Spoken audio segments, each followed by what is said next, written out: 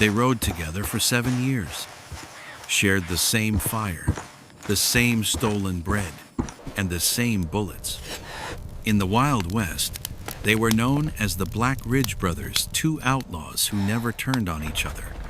Until one night in a desert canyon, only one of them rode out alive. This is not just a story about crime. It is a story about loyalty, about fear, and about the moment when survival becomes more important than brotherhood. This is the story of brothers in crime, loyalty and betrayal among outlaws. Elias and Jonah Crowley grew up in a mining town that barely existed on any map.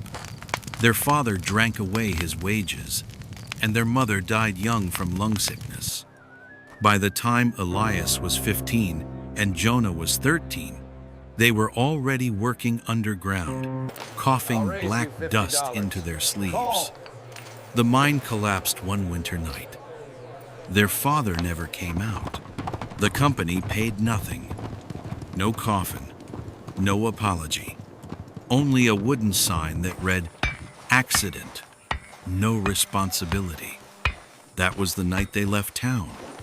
They stole 2 horses and rode west, following rumors of open land and easy money. But land was owned, and money was guarded by men with guns. Their first crime was small stealing food from a supply wagon. Their second crime was bigger, robbing a stagecoach that carried payroll for a railroad crew. By the time Elias turned 20, they were already known along the trails as the Crowley brothers. Fast hands, sharp eyes, and one rule: never abandon each other. It's late. Outlaw gangs often killed each other over gold We or rode women. hard. But Elias Did you get and the Jonah information? had something different. A code. No killing unless forced. No stealing from the poor. And no betrayal ever. Elias was the planner. Quiet. Cold when needed. Jonah was the talker. Charming. Reckless. Together, they robbed trains, ranch safes, and crooked gambling houses. They gave some money to families like their own widows, broken miners, starving farmers. To some, they were criminals.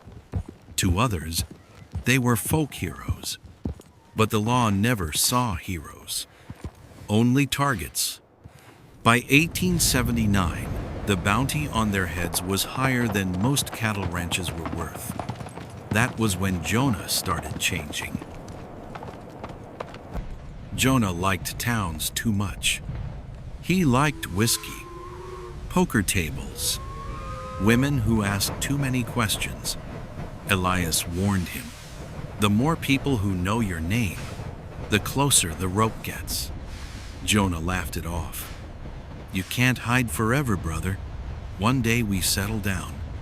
But the West did not forgive outlaws who tried to settle. One night in a border town called Red Hollow, Jonah lost a heavy hand of cards and his temper. He pulled his gun. A gambler fell dead. It was the first man Jonah ever killed. From that night on, something broke inside him. He drank harder. He talked louder.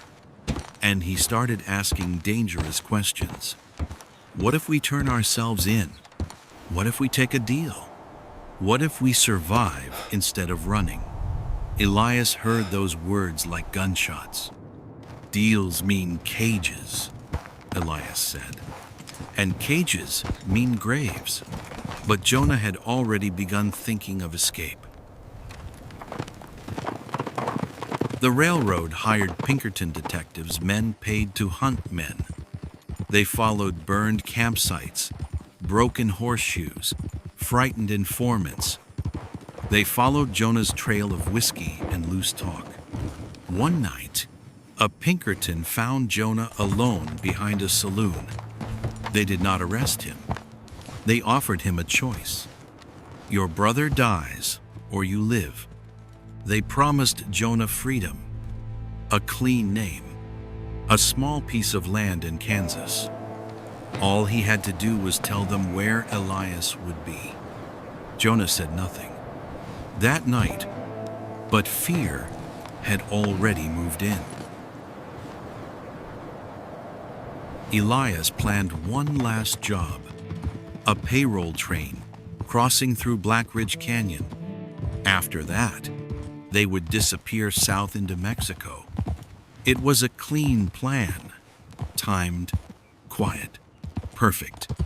Except Jonah knew something Elias did not. The Pinkertons were waiting. Jonah rode beside his brother toward the canyon, his stomach burning like acid. He remembered cold mine tunnels, shared bread, shared blood, but he also remembered the noose he had seen in Red Hollow. As the train entered the canyon, shots exploded from the cliffs. Pinkertons everywhere. Elias pulled Jonah from his horse and dragged him into cover. "They knew," Elias said. Jonah did not answer. They fought their way through dust and smoke. 2 outlaws against 20 lawmen. At the canyon's end, only 2 horses remained alive. Jonah mounted first. Then Elias heard the click. Jonah's gun. "I'm sorry," Jonah whispered. "I don't want to die like you." Elias stared at him. The betrayal hurt more than any bullet. Elias fired first. Jonah fell into the canyon. The Pinkertons never found his body. Elias escaped to Mexico alone. He changed his name, worked cattle, never robbed again. Every year, on the same night, he rode into the desert and lit 2 fires. One for the brother he lost, one for the brother who betrayed him. In the Wild West, betrayal did not always come from enemies. Sometimes it came from blood.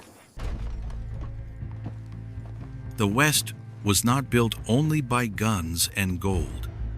It was built by fear, by hunger, and by choices no man wanted to make.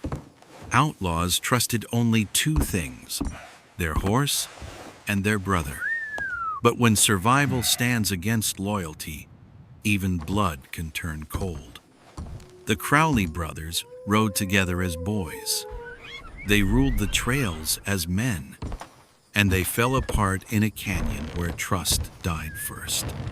In the Wild West, the law could hunt you, guns could kill you, but betrayal always came closer than any sheriff ever could. And that is why the West remembers many killers, but never forgets a brother who pulled the trigger.